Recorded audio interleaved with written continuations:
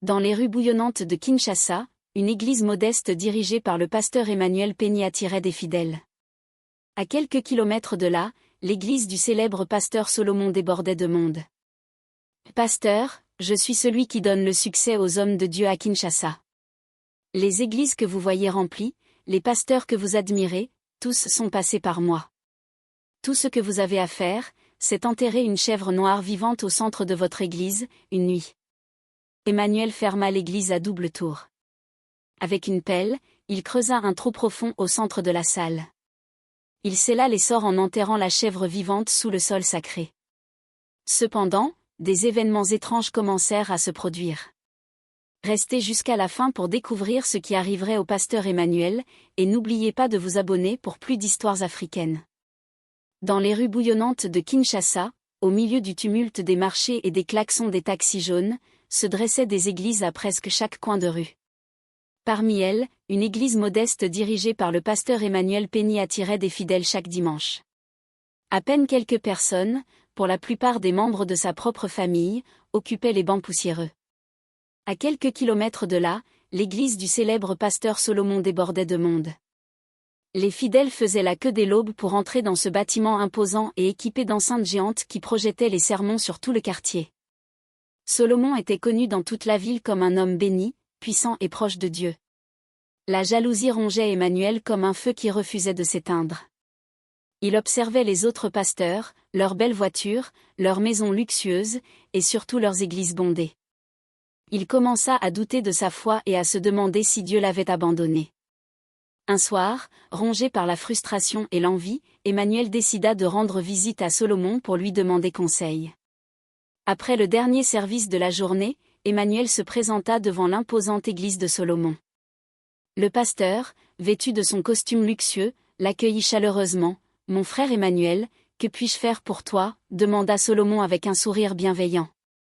Emmanuel hésita, son regard fuyant. « Pasteur Solomon, je viens humblement chercher des conseils. Comment faites-vous pour avoir une église si pleine alors que la mienne est vide? Avez-vous des connexions, des secrets spirituels que je ne connais pas ?» Solomon le regarda un moment en silence, puis posa une main ferme sur son épaule. « Mon frère, il n'y a pas de raccourci dans l'œuvre de Dieu. Cela demande du temps, de l'humilité et une foi inébranlable. Mais surtout, cela demande de servir les gens sincèrement, sans jamais chercher la gloire pour soi-même. » Ces paroles ne satisfirent pas Emmanuel. En quittant l'église, il marmonna pour lui-même, humilité, foi. Il doit cacher quelque chose. Personne n'atteint ce niveau de succès avec de simples prières. De retour à son église, le pasteur Emmanuel trouva Mama Pauline l'attendant devant la porte. Mama Pauline était une femme influente dans l'église, connue pour ses généreux dons. Chaque dimanche, elle arrivait vêtue de pagnes coûteux, ses mains pleines de cadeaux pour l'église, et déposait des liasses d'argent dans le panier des offrandes. Emmanuel l'estimait beaucoup, pensant qu'elle était une véritable bénédiction pour son ministère. Ce jour-là, après un service particulièrement décourageant où à peine une dizaine de fidèles étaient présents, Mama Pauline s'approcha d'Emmanuel. Elle l'observa longuement, un sourire mystérieux aux lèvres, puis parla à voix basse. « Pasteur, vous travaillez si dur, mais vos efforts ne portent pas de fruits. Permettez-moi de vous donner un conseil. Il existe quelqu'un qui peut vous aider, Papa Kimbala. Il a aidé de nombreux hommes de Dieu à prospérer ici à Kinshasa. » Emmanuel, surpris, hésita. « Mama Pauline, qui est cet homme? Pourquoi n'ai-je jamais entendu parler de lui dans nos cercles ?» Elle rit doucement. « Ceux qui réussissent ne crient pas sur tous les toits comment ils ont fait, mais croyez-moi, beaucoup de grands pasteurs que vous admirez ont trouvé leur force grâce à lui. Si vous voulez que votre église soit pleine, il est temps d'agir. » Emmanuel, tiraillé entre la curiosité et la méfiance, finit par céder. Mama Pauline l'emmena elle-même à travers les ruelles labyrinthiques de Kinshasa jusqu'à une vieille maison aux murs fissurés, recouverte de plantes grimpantes. Un homme maigre et mystérieux se tenait à l'entrée. Il avait des yeux perçants, presque surnaturels, qui semblaient lire dans l'âme. « Là, pasteur Emmanuel, dit-il d'une voix grave, j'attendais votre visite. » Le pasteur frissonna. Comment cet homme connaissait-il son nom? Dans une pièce faiblement éclairée, remplie de statues et d'objets étranges, Papa Kimbala parla avec assurance. « Pasteur, je suis celui qui donne le succès aux hommes de Dieu à Kinshasa. Les églises que vous voyez remplies, les pasteurs que vous admirez, tous sont passés par moi.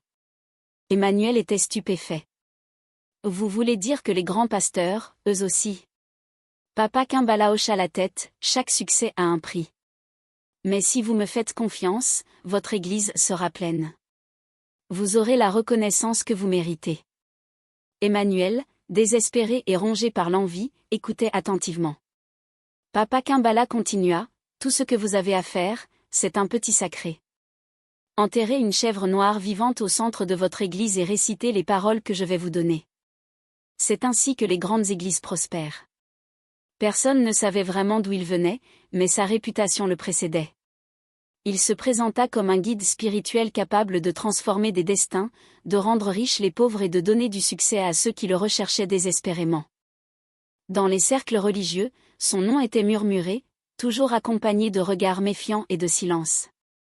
Pourtant, certaines âmes faibles, rongées par l'ambition, finissaient par le consulter en secret. Papa Kimbala avait une habileté diabolique à convaincre. Il savait que des hommes comme Emmanuel, aveuglés par l'ambition, étaient faciles à manipuler. En réalité, il n'avait jamais aidé aucun des pasteurs qu'il prétendait avoir guidés, mais il savait jouer sur leur orgueil et leur frustration. « Faites-moi confiance » insista-t-il. Vous verrez le résultat en moins d'une semaine. Emmanuel, sans réfléchir davantage, accepta. Il sortit de la maison de Kimbala avec un mélange de peur et d'excitation. Il croyait naïvement que ce pacte ferait de lui l'un des grands hommes de Kinshasa. Ce qu'Emmanuel ignorait, c'est que Mama Pauline n'était pas la généreuse donatrice qu'elle prétendait être. Elle était une collaboratrice de Papa Kimbala, envoyée pour piéger les âmes fragiles et les conduire à lui. Une nuit, Emmanuel ferma l'église à double tour. Avec une pelle, il creusa un trou profond au centre de la salle. Il avait acheté une chèvre noire, symbole de mysticisme et de sacrifice. La chèvre bêlait faiblement, ses grands yeux semblant supplier le pasteur de renoncer, mais Emmanuel était déterminé. En suivant les instructions de Papa Kimbala, il récita des incantations dans une langue qu'il ne comprenait pas. Il scella les sorts en enterrant la chèvre vivante sous le sol sacré. Lorsque tout fut terminé, il sentit une étrange chaleur envahir l'église. Les murs semblaient vibrer et une odeur nauséabonde se répandit brièvement avant de disparaître. Dès le dimanche suivant, des foules commencèrent à affluer vers l'église d'Emmanuel. Les fidèles arrivaient sans savoir pourquoi, leurs pieds les menant presque contre leur volonté. Les bancs, autrefois vides, étaient maintenant pleins. Les chants et les prières résonnaient si fort qu'on les entendait jusqu'à l'autre bout de la ville. Emmanuel se réjouissait, chaque semaine, les dons augmentaient et son nom commençait à circuler dans tout Kinshasa. Il se considérait enfin comme l'égal de Solomon. Cependant, des événements étranges commencèrent à se produire. Les fidèles faisaient des rêves étranges. Certains voyaient des chèvres noires les poursuivre dans des prairies brûlées. Des bêlements lugubres résonnaient parfois dans l'église, même lorsque tout était silencieux. Une femme s'évanouit en pleine prière, criant qu'elle voyait des ombres ramper sur le sol. Malgré tout, personne ne pouvait partir. Les fidèles étaient enchaînés spirituellement à l'église. Un jour, un jeune homme courageux de l'église Kitange décida de découvrir la vérité. Fils d'un ancien pasteur, il avait été élevé dans la foi et possédait une intuition spirituelle aiguisée. Lors d'une nuit orageuse, armé d'une lampe tempête, il entra dans l'église déserte pour mener son enquête. Au centre de l'église, il sentit une odeur putride qui émanait du sol. Guidé par son instinct, il commença à creuser. À sa grande horreur, il découvrit les restes décomposés d'une chèvre, accompagnés de talismans étranges. Le choc et le dégoût laissèrent rapidement place à la détermination. Cela doit s'arrêter. Les gens doivent connaître la vérité, murmura-t-il en rebouchant le trou. Le lendemain, Kitange se rendit directement chez le pasteur Solomon, un homme respecté et connu pour sa droiture. Lorsqu'il lui raconta ce qu'il avait découvert, Solomon écouta avec gravité, son visage s'assombrissant à chaque mot. « C'est plus grave que je ne le pensais, dit Solomon. Nous devons agir vite pour sauver cette église et ses fidèles des ténèbres qui l'ont envahie. » Dès qu'il mit les pieds dans l'église, il sentit une lourdeur spirituelle oppressante. Il confronta Emmanuel en privé. « Frère, qu'as-tu fait ici ? Je sens quelque chose de maléfique dans cette maison de Dieu. Pris de panique, Emmanuel éclata en sanglots et avoua tout. Salomon, horrifié, alerta les anciens pasteurs de la ville. Ils organisèrent une prière de délivrance collective pour purifier l'Église. Cette nuit-là, un groupe de pasteurs, accompagnés de fidèles, entra dans l'église avec des Bibles et des chants. Lorsqu'ils commencèrent à prier, le sol se mit à trembler. Une odeur insoutenable se répandit et des bêlements terrifiants retentirent. En creusant, ils découvrirent le corps en décomposition de la chèvre. La nouvelle se répandit rapidement à Kinshasa. Emmanuel fut dénoncé publiquement et chassé de la ville. Son église fut fermée et le bâtiment détruit pour ériger une nouvelle chapelle purifiée.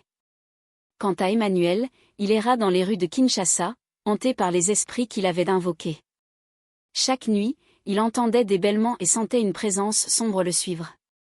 Il finit par sombrer dans la folie, racontant son histoire à quiconque voulait l'entendre. Cette histoire devint une légende dans les quartiers de Kinshasa, un avertissement pour tous ceux qui voudraient mélanger la lumière et les ténèbres. Les habitants racontaient, quand tu passes devant une église vide, prie pour le pasteur. Mais si tu vois une église pleine, ne sois pas trop rapide à l'envier. Tu ne sais pas quel prix a été payé pour ces âmes.